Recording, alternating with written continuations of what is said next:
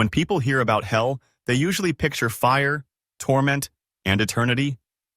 But few pause to ask the most important question. Does this idea make sense at all?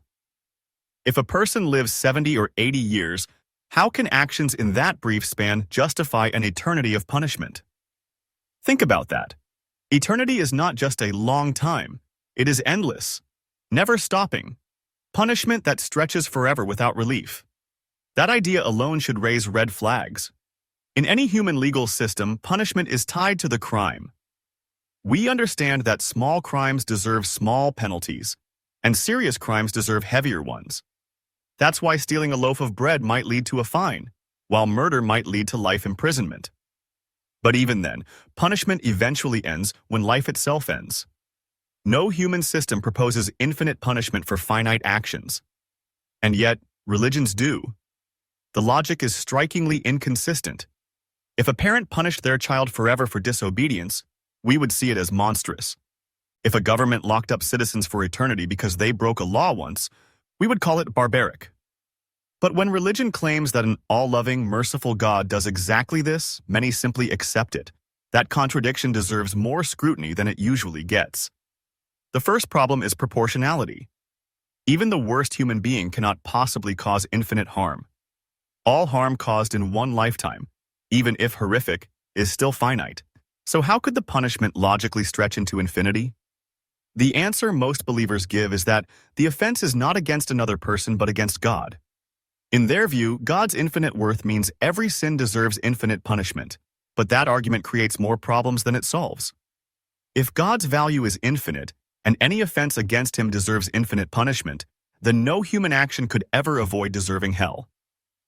Breathing the wrong way, doubting for a second, or even failing to worship with enough sincerity would qualify. That makes the system impossible and absurd. A being that demands eternal torture for anything less than perfect obedience is not just, it's tyrannical. The second problem is choice. Many traditions argue that people send themselves to hell by rejecting God, but that raises the question. Is refusal to believe or worship worthy of endless torment? If someone doubts because evidence is lacking, or because they were born into another culture, how is that deserving of eternal fire? If belief is so fragile that honest questioning leads to infinite punishment, then the moral system is rigged. It gets worse when you consider the numbers. Billions of people have lived and died without hearing about Christianity or hearing about it in a convincing way. If hell is the default outcome for all of them, then most of humanity has been doomed from the start. What kind of justice system punishes almost everyone ever born with eternal pain? This leads to another layer, morality itself. If morality is supposed to guide us toward fairness and compassion, how can infinite punishment be moral? Even the idea of torture is something most of us reject outright. Yet hell is built entirely on torture, only magnified to an infinite degree. In practice, hell makes morality meaningless. It replaces justice with raw fear. When you look deeper, you notice that the idea of hell has less to do with divine justice and more to do with control. Fear is one of the most powerful tools for keeping people in line. If you can convince someone that disbelief or disobedience will lead to eternal burning, you can control their behavior far more effectively than with any earthly penalty. Death no longer frees you. Fear follows you beyond the grave. That's not morality. That's psychological chains. There's also the cultural element. The idea of eternal punishment evolved over time. Early Jewish texts didn't have eternal torment as part of their worldview. The concept grew later, borrowed from neighboring cultures and shaped into a doctrine that gave priests and leaders immense leverage. The threat of infinite suffering is not ancient truth. It's a human invention, refined to maximize obedience. And the more you think about it, the stranger it becomes. Picture the concept clearly. An all-powerful being who creates people, knowing in advance that most of them will end up tortured forever. He could change the rules, offer endless chances, or simply not create them at all. Yet, in this system, he chooses to make them anyway and then punishes them without end. That's not justice, that's cruelty disguised as holiness.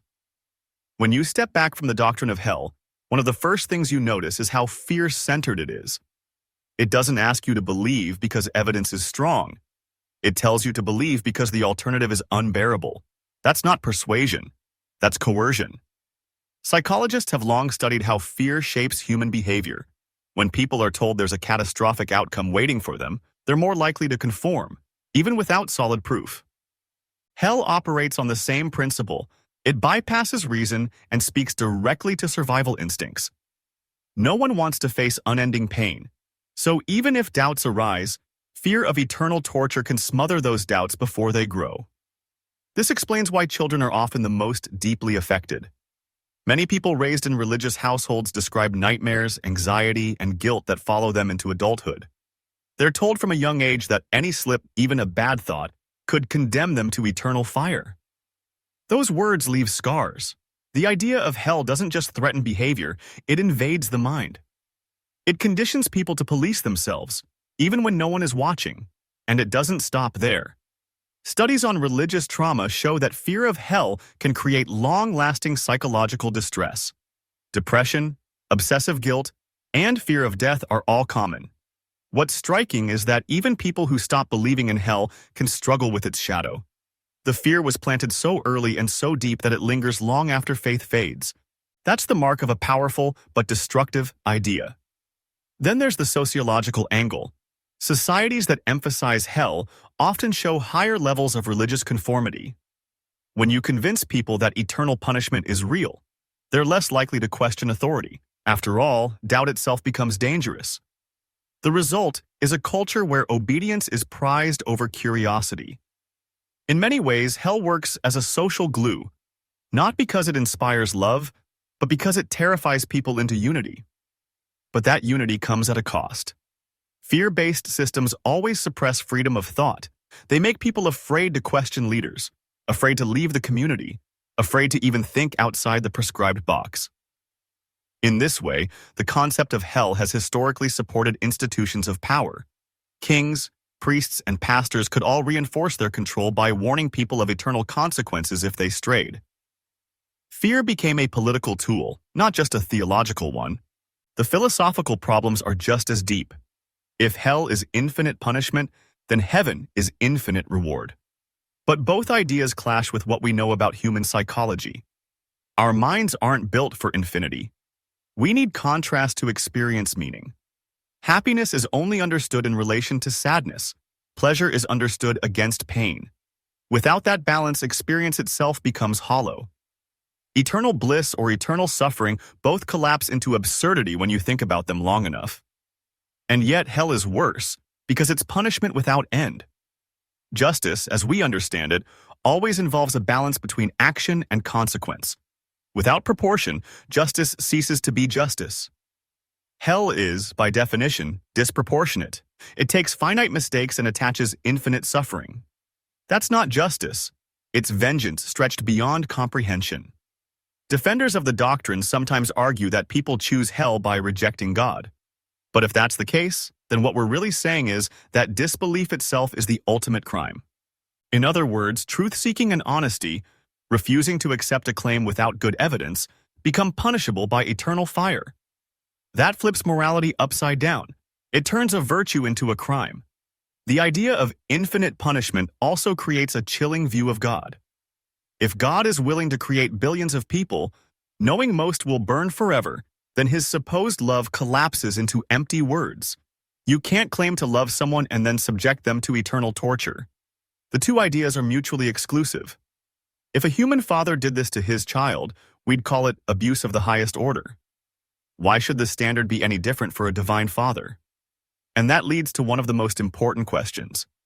If infinite punishment is so obviously unjust when we apply human reasoning, why does it persist in religious thought? The answer may be less about truth and more about utility. Hell is effective. It keeps people in line. It keeps communities together. And it silences dissent. Throughout history, the fear of eternal punishment has been used to shape entire societies. Medieval Europe is a clear example.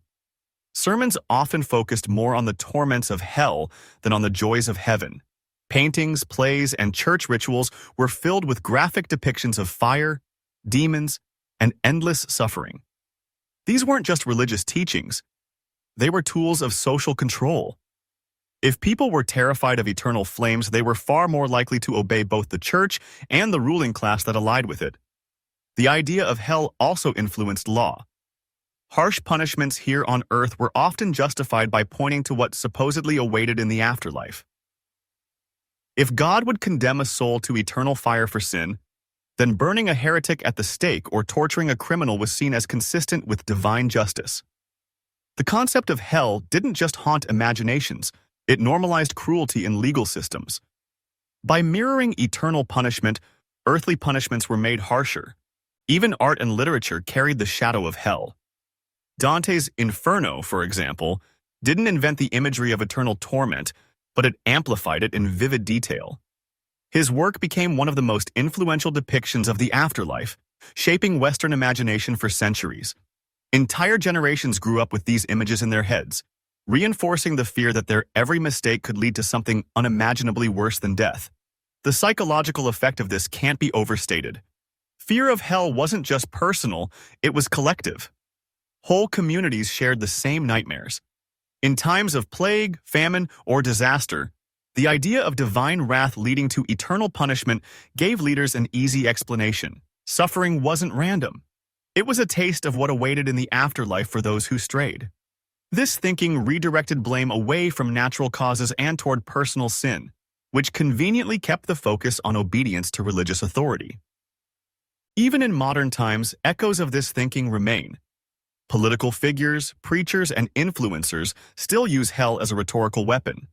They warn audiences that moral decline will lead not only to social chaos, but to eternal fire. And it works.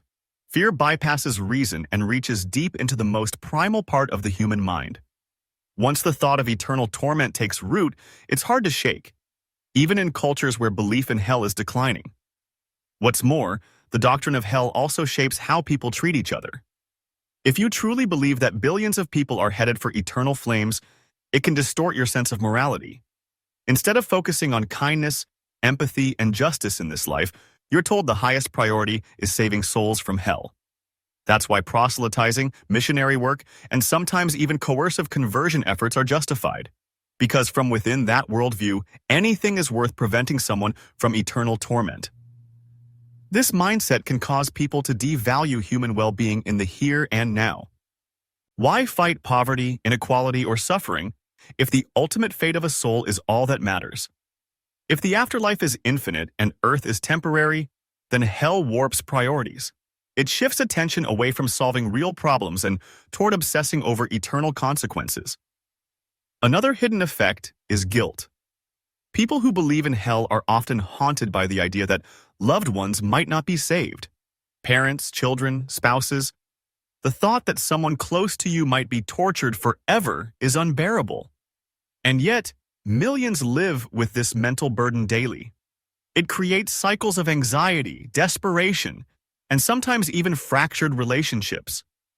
A parent might pressure a child into faith out of fear for their eternal destiny. That pressure, in turn, can cause resentment, tension, and even long-term estrangement. If we step back, we can see how much of human history and culture has been shaped by this single concept. Hell is not just an abstract doctrine. It has left deep marks on laws, art, morality, and psychology. And the more we examine it, the clearer it becomes that its power doesn't come from truth. It comes from fear. One of the most striking problems with hell is how it collides with everything we know about justice today. In modern societies, punishment is supposed to fit the crime. We accept that consequences are sometimes necessary, but we also accept limits. A thief might serve time in prison, but not for eternity. A violent criminal might be locked away, but even then there are debates about rehabilitation and proportionality. We don't, in principle, accept the idea that any human action deserves infinite torment. Yet, in theology, the smallest lapse, even something as minor as doubt or disbelief, can supposedly merit eternal fire. This kind of thinking creates a moral double standard. On one hand, we're told God is infinitely merciful. On the other, He imposes infinite punishment for finite mistakes. If humans did this, we would call it tyranny. If a parent inflicted endless suffering on a child for disobedience, we would see it as monstrous. But when the same principle is applied to divine judgment, it's rebranded as justice. That contradiction is impossible to square with any coherent idea of fairness. Psychologists and ethicists have pointed out how this belief system can damage moral reasoning. When people are taught that morality is about avoiding hell rather than cultivating empathy, they learn obedience instead of compassion. They make choices out of fear, not understanding. And this weakens genuine moral development. It's the difference between a child who shares a toy because they care about their friend versus a child who shares because they're scared of being punished. One is rooted in empathy, the other in fear of authority. The doctrine of hell also clashes with human rights. In every major human rights framework, whether international law or local constitutions, torture is outlawed. It's considered one of the worst violations imaginable. Even criminals guilty of horrific acts are still recognized as human beings with dignity that cannot be stripped away. Yet, in many religious traditions, God supposedly maintains an eternal torture chamber as part of his perfect justice. That idea isn't just inconsistent with modern ethics, it actively undermines the moral progress humanity has worked toward. And there's a ripple effect. If eternal punishment is considered acceptable for God, it normalizes cruelty when practiced by humans. Throughout history, this reasoning allowed people to justify atrocities. If God burns people forever for being on the wrong side of belief, then why not burn heretics at the stake? If the ultimate authority endorses infinite torment, then any smaller form of torture can seem almost merciful by comparison. The doctrine becomes a permission slip for violence. But as societies evolve, many are starting to see through this. More and more people recognize that eternal punishment isn't just morally indefensible, it's logically incoherent. It doesn't teach justice, it teaches fear. It doesn't cultivate kindness, it cultivates submission. And in a world where human rights, compassion, and fairness are becoming central values, the idea of hell feels increasingly out of step. What's especially telling is how many believers themselves quietly reject the traditional picture of hell. Surveys show that even among Christians, large numbers either doubt its existence or reinterpret it. Some view it as symbolic, others see it as temporary, and many simply avoid thinking about it altogether. This softening isn't accidental. It's a response to the growing realization that eternal punishment just doesn't align with modern ethical standards. At the same time, cultural portrayals of hell are changing. It's no longer the unchallenged terror it once was. Today, it's as likely to be depicted as satire in a comedy show as it is to be preached from a pulpit. That shift reflects a broader cultural unease. When a doctrine once feared above all else starts becoming a punchline, it signals a weakening hold on the collective imagination. But here's the paradox. Even as belief in hell declines, its shadow lingers. People raised in traditions that emphasize eternal punishment often report years, sometimes decades, of residual fear. Psychologists call this religious trauma, the long-term anxiety, guilt, or dread that comes from internalizing the idea of infinite punishment. Even if someone no longer believes, their subconscious may still carry the imprint of hell. That shows just how powerful and invasive this doctrine has been. So the real question is, what happens when societies begin shedding this belief altogether? How does morality, culture, and human psychology change when people stop living under the shadow of infinite punishment? When the fear of hell starts to fade, something interesting happens. People don't suddenly lose all sense of right and wrong. They don't turn into violent criminals or live without restraint. Instead, studies show that societies with lower levels of religious belief, and therefore lower belief in hell, often have lower crime rates, higher levels of trust, and stronger systems of social cooperation. Countries in Scandinavia, for example, consistently rank among the least religious, but they also rank high in measures of happiness, equality, and social stability. That tells us morality doesn't collapse without the fear of eternal punishment. In fact, it might even function better. The reason is simple. When morality is rooted in empathy, fairness, and shared human needs, it's more durable than when it's rooted in fear. A child who learns kindness because they understand others' feelings grows into an adult capable of genuine compassion. A child who learns kindness only to avoid punishment might behave outwardly well, but their motivation is external. It disappears once the threat is gone. This is why morality without hell can actually be more authentic. It's not about avoiding fire.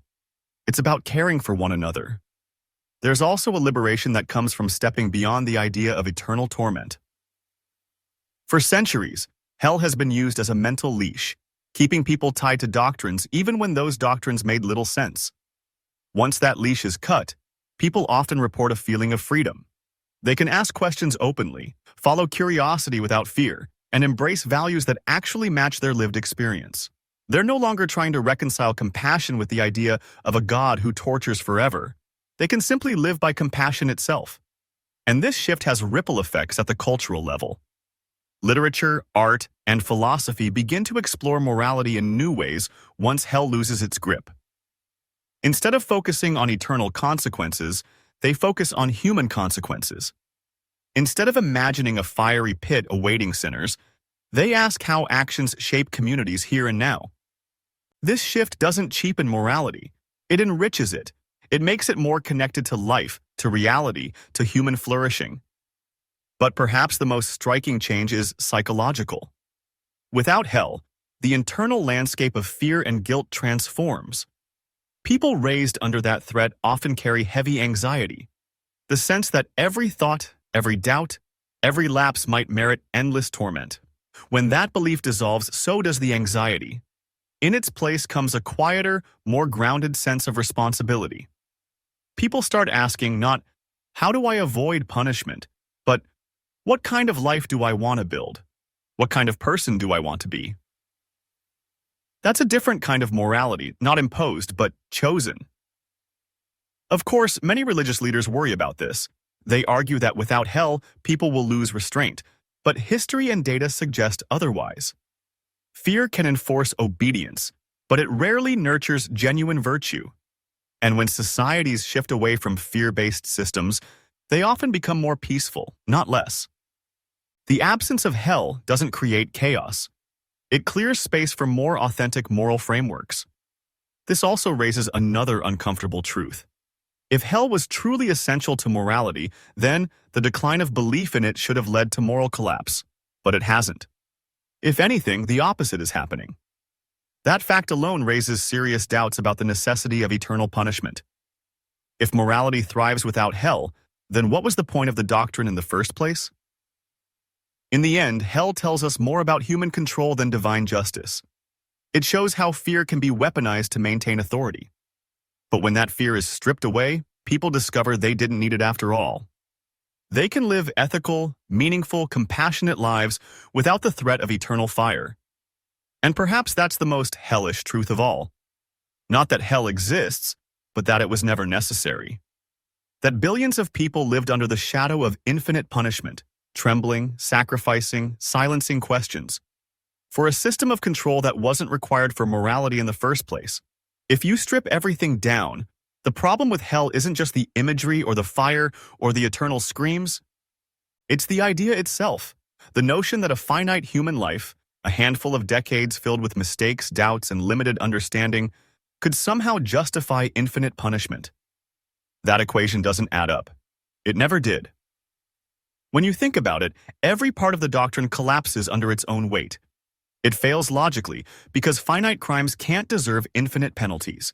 It fails morally because no loving being could design such a fate. It fails practically because societies and individuals thrive without it. And it fails spiritually because fear never produces genuine virtue. It only produces compliance. The truth about hell is that it doesn't illuminate justice. It distorts it. It doesn't protect morality. It cheapens it. And it doesn't uplift humanity. It chains it. By clinging to the threat of eternal torment, religion has held people in line through fear, rather than empowering them to grow through understanding. But the moment someone steps back and asks the right questions, the fear begins to lose its grip. The fire loses its heat. And what's left is something far more human, far more honest. The recognition that meaning, purpose, and morality don't require eternal threats. They can stand on their own. So the hellish truth about infinite punishment is simple. It was never about justice. It was never about love. It was never about the future of humanity. It was always about control. And once you see that, once you really see it, the flames go out. and the fear disappears.